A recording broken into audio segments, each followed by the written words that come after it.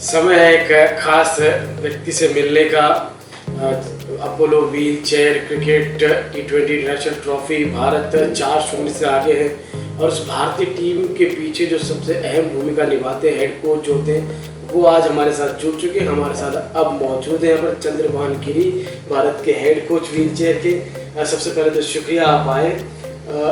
कैसा महसूस कर रहे हैं 4-0 से भारत आगे है इस सीरीज में? सबसे पहले मैं APL जो व्हील चेयर क्रिकेट है, जो ऑर्गेनाइजर्स है, जो स्पॉन्सर्स है, मैं उनका शुक्रिया अदा करूँगा कि इतने अच्छे प्लेटफॉर्म पे उन्होंने एक अच्छा मुकाम ऐसे व्हील चेयर क्रिकेटर्स को दिया है। उनका मैं बहुत तहे दिल से धन्यवाद करूँगा।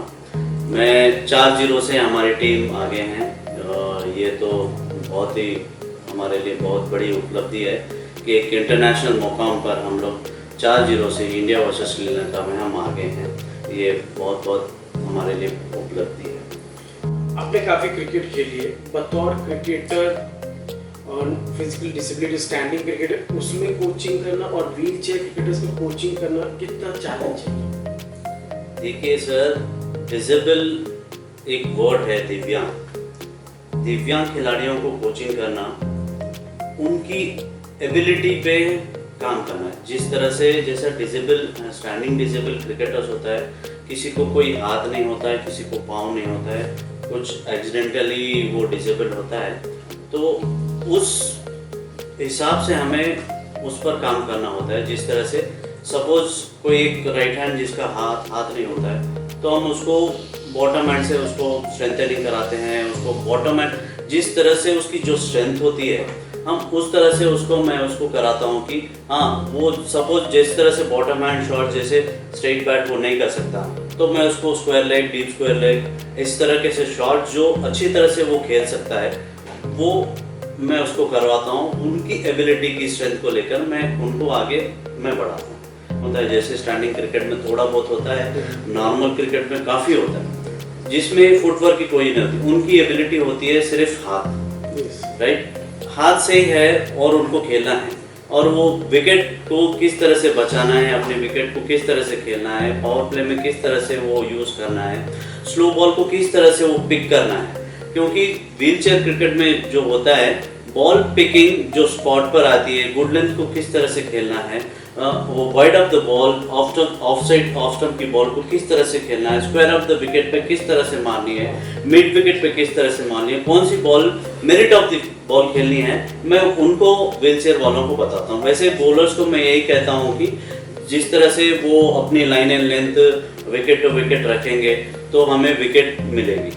तो इस तरह से मैं व्हील चेयर वालों और स्टैंडिंग क्रिकेट को मैं उनकी एबिलिटी के हिसाब से मैं उनको कोचिंग देता हूँ। जैसे वो डिसेबिलिटी को मैं अलग रखकर उनकी एबिलिटी को लेता हूँ, उनकी एबिलिटी पर मैं काम करता हूँ और रिजल्ट आता है और रिजल्ट मिलता है, और इससे टीम को फायदा होता है। जैसे अभी आपने जिक्र कहा कि व्हील चेयर में फुटवर्क होता नहीं, सबसे जो बड़ा अहम रोल उनका होता है वो हाथ से होता है, चाहे वो व्हील को पुश करना हो चाहे रन बनाना हो। आपने दो एस्पेक्ट एक्सप्लेन किए यहाँ पर, बल्लेबाजी की और गेंदबाजी की। फील्डिंग बहुत कठिन हो जाती है क्योंकि आपके पैर है नहीं, मूवमेंट है नहीं पैरों का, तो व्हील से पहले आपको गेंद तक पहुंचने के लिए व्हील को पुश करना पड़ता है और फिर अपने आप को अलाइन करना पड़ता है गेंद की लाइन में। तो वो ड्रिल्स आप कैसे कराते हैं? हाँ, जिस तरह से मैं नॉर्मल जैसे जो दिव्यांग खिलाड़ी नहीं होता है, जिस तरह से फील्डिंग में मैं उसी तरह से इम्प्लीमेंट करता हूँ, जिस तरह से मैंने बॉल थ्रो करता हूँ और वो किस तरह से पिक करना है, आपको थ्रो इजी लगे, हाँ, मैं उस तरीके से बताऊँ। जैसे व्हील चेयर होती है, उनको अगर हम मिडिल में अगर पिक करेंगे तो वो थ्रो करने के लिए फिर से वो पोजीशन में आना पड़ेगा, तो आएंगे तो टाइम ज़्यादा लगेगा। इसलिए मैं उनको बोलता हूँ कि जिस तरह से लाइन में आपकी फील्डिंग की बॉल की लाइन आ रही है, आप जैसे लेफ्ट हैंडर हो तो लेफ्ट हैंड पिक करिए, उसके साइड व्हील चेयर ले जाइए और पिक करिए। इस तरह से पिकअप एंड थ्रो का मैं उनको ड्रिल कराता हूँ। काफ़ी मैंने ड्रिल कराए हैं, वो इस सीरीज में काफ़ी फ़ायदा भी हुआ है और अच्छी फील्डिंग भी हुई है, क्योंकि हर मैच में हमारे खिलाड़ियों ने 3-3, 4-4, कभी कोई मैच में 5 रन आउटें किए।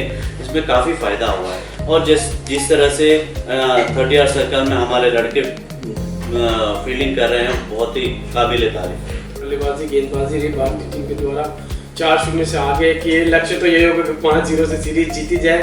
व्हील क्रिकेट जो व्हील चेयर क्रिकेट है जिस तरीके से ग्रो कर रही है, ये इससे पहले भारत और बांग्लादेश के बीच एक बायलैटरल सीरीज हुई, अब ये दूसरी सीरीज हो रही है भारत श्रीलंका के बीच में। तो इसका भविष्य कैसा देख रहे हैं और आने वाले वक्त में क्या आप ये देख रहे हैं कि व्हील चेयर क्रिकेट का एशिया कप और वर्ल्ड कप भी होने वाला है?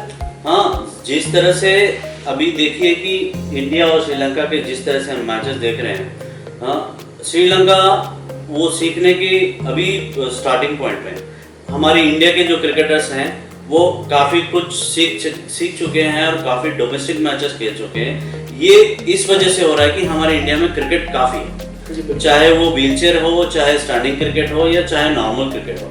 इसलिए आप देख रहे हैं कि काफ़ी मैचेस हमारे इंडियन हिस्ट्री में हो या प्रेजेंट हो, काफ़ी क्रिकेट होती है हमारे इंडिया में, गली गली में क्रिकेट होती है। यही वजह है जो हमारे क्रिकेटर्स को एबिलिटी और अपॉर्चुनिटी मिलती है और वो अपना परफॉर्मेंस कर अपने आप को ढाल लेते हैं और परफॉर्मेंस आ ही जाता है। इस तरह से हमें काफ़ी, जिस तरह से आपने क्वेश्चन किया है उसी तरह क्रिकेट ज़्यादा होने की वजह से एशिया कप और वर्ल्ड कप डेफिनेटली ज़रूर होंगे और बाकी कंट्री भी इसमें इन्वॉल्व होंगे। ये काफ़ी अचीवमेंट वाली बात, या उस दिन का इंतजार कर रहे होंगे कि किस दिन वो एशिया कप हो, वर्ल्ड कप हो और उसके बाद भारतीय टीम के कोच और भारत तो दोनों ही टाइटल जीते।